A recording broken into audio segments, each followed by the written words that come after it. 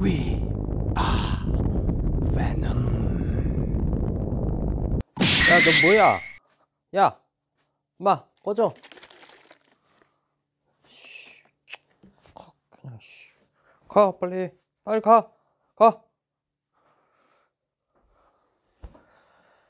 자, 베놈은 이 식초로 쫓아낼 수 있습니다. 그 이유는 영상에서 확인하세요.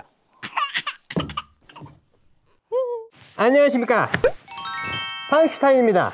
오늘은 이 베놈 가면을 쓰고 한번 시작해 보겠습니다. 베놈 가면을 쓴 이유는 말 안 해도 아시겠죠? 바로 조금은 위험한 실험을 해보고자 합니다. 지금 이 통에 든 게 뭐냐면 나트륨입니다. 나트륨. 보통 나트륨이라고 한다 그러면 사람들이 나트륨은 소금 아니냐, 그렇게 나트륨이 무슨 위험하냐 라고 얘기를 하겠지만, 여기 안에 있는 것은 순수한 나트륨 금속이죠. 순수한 나트륨 금속은 반응성이 굉장히 큰 물질입니다. 금속이죠. 오늘 할 실험은 이 나트륨을 가지고 폭발을 시킴과 동시에 나트륨이 반응을 하면서 연기성 용액이 만들어지는지 그것을 확인하는 실험을 해보도록 하겠습니다. 우선 나트륨 금속은 어떠한 특성이 있는지 그걸 먼저 확인해 보도록 하겠습니다. 반응성이 굉장히 크기 때문에 심지어 물과도 반응성이 굉장히 크죠.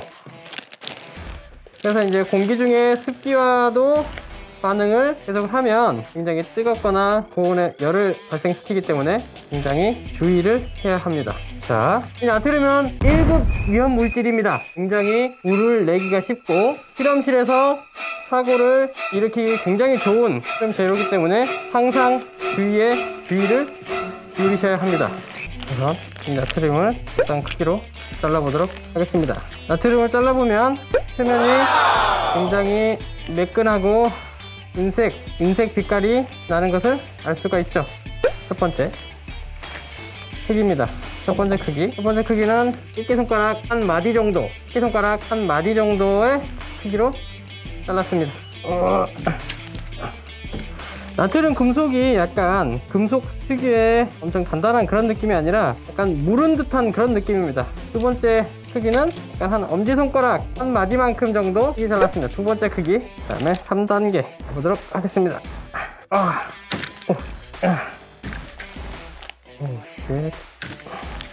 세 번째 크기는 약 깨끼손가락 하나 정도의 크기 3단계입니다.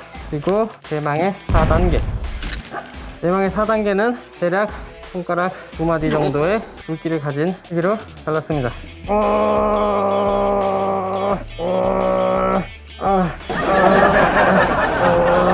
약 4단계 크기를 하나 더 준비했습니다. 나트륨 금속 폭발 실험을 진행할 수 있는 준비를 마쳤습니다. 조그만한 나트륨을 우선 작은 것에 한번 떨어뜨려 보겠습니다. 자, 엄지손가락 한 마디만한 정도의 나트륨입니다. 자, 하나, 둘, 셋! 자!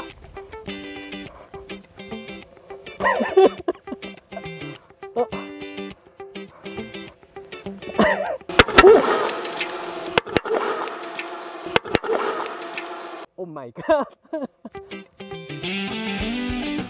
와, 위험하네?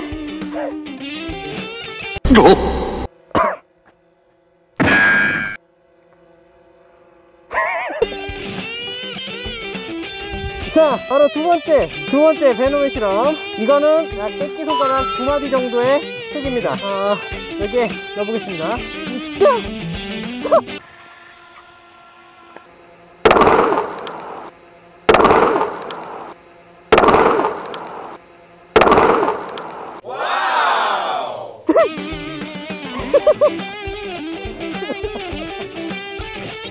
와우. 마지막 약 손가락 한 4마디 정도, 2개 정도를 이게 보면 힘이 어느 정도 가면 됐겠죠? 이거를 여기에다가 하나, 둘, 셋!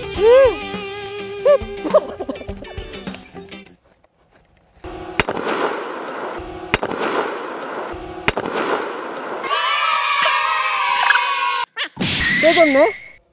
깨졌어. 야, 깨졌어. 와, 폭발에 의해서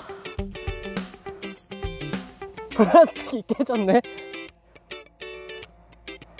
플라스틱이 하면 안 되나?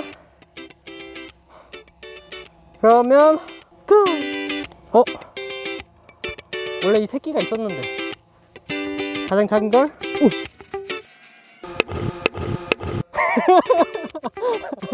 마지막 폭발 제일 큰 걸 양동이에 넣어보겠습니다. 빠라밤 밤밤밤. 간다 간다.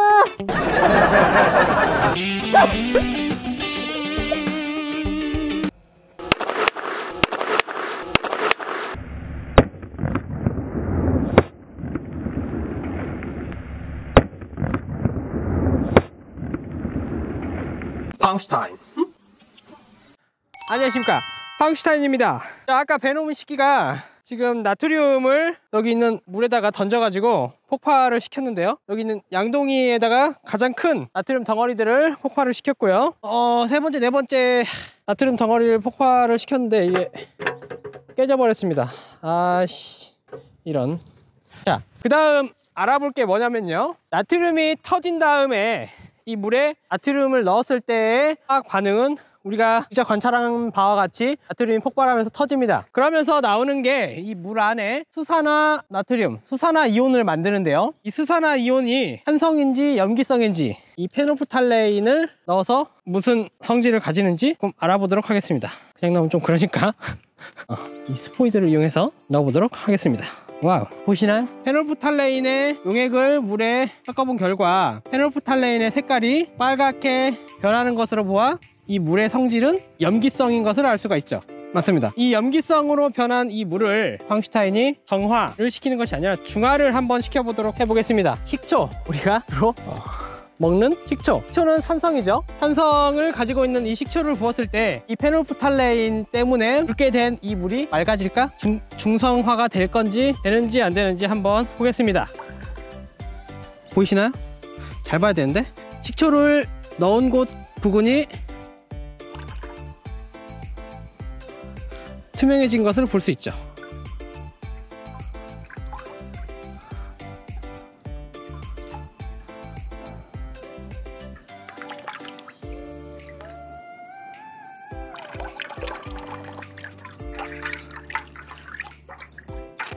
페놀프탈레인을 넣은 물, 그렇죠? 페놀프탈레인을 넣은 물이 지금 붉었던 물이 투명해졌습니다. 식초 냄새.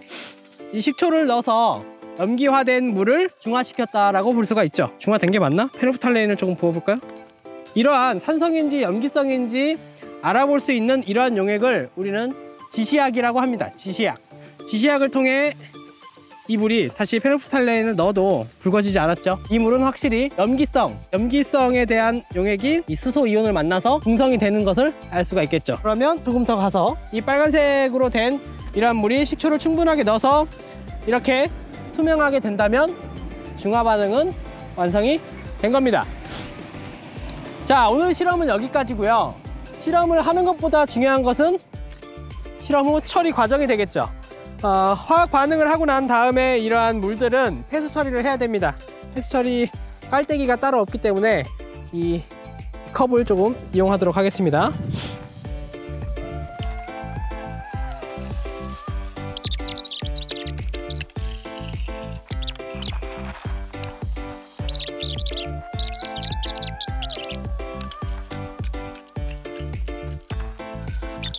두 가지 실험을 모두 다 끝낼 수 있었습니다. 여기까지 팡슈타인이었습니다. 잠깐만요. 폭발은 왜 일어났는지, 그리고 과학은 뭔지 정리 좀 하고 갑시다. 우선 이번 실험에 대하여 정리를 해보도록 하겠습니다. 나트륨을 물에 넣으면 이와 같이 폭발이 일어나고 수산화나트륨과 수소 기체가 발생됩니다. 수산화나트륨에서 수산화이온은 염기성을 띠게 하는 원인이 되는 이온이죠. 그리고 수소 기체는 아시다시피 폭발성이 있습니다. 폭발에 관한 이야기는 뒤에 하겠습니다. 이 수산화이온과 나트륨이온이 녹은 물에 페놀프탈레인이라고 하는 지시약을 넣으면 염기성 용액이기 때문에 용액의 색이 붉은색으로 변하게 됩니다. 이것은 실험에서 확인하셨죠? 이 붉게 된 염기성 용액에 식초를 넣게 되면 식초 안에 아세트산이 수산화이온과 중화 반응을 하게 됩니다. 정확하게 수소이온과 수산화이온이 만나서 염기성에서 중성으로 변하게 되죠. 더 많이 부으면 당연히 산성으로 다시 변하게 되겠죠. 이것은 붉은색이 투명하게 변하는 것으로 우리가 관찰할 수가 있죠. 그럼 폭발의 원인은 뭐죠? 수소기체 때문인가요? 먼저 실험 설명에 앞서서 수소 폭발을 보겠습니다.